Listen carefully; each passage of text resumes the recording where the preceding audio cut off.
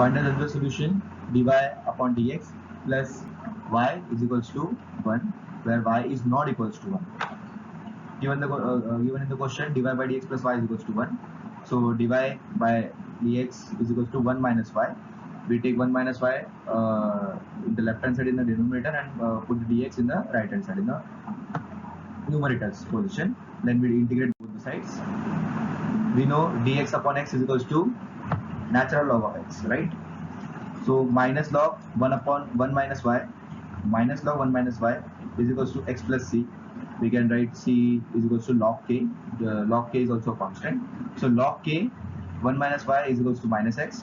1 minus y is equals to 1 upon k e raised to minus x. So just we move the log, and if you move the rule, if we move the log, so it gets the minus x gets on the top of e, right? And the k will be constant, so it will be 1 upon k. So the required general solution is y is equals to 1 minus 1 upon k e raised to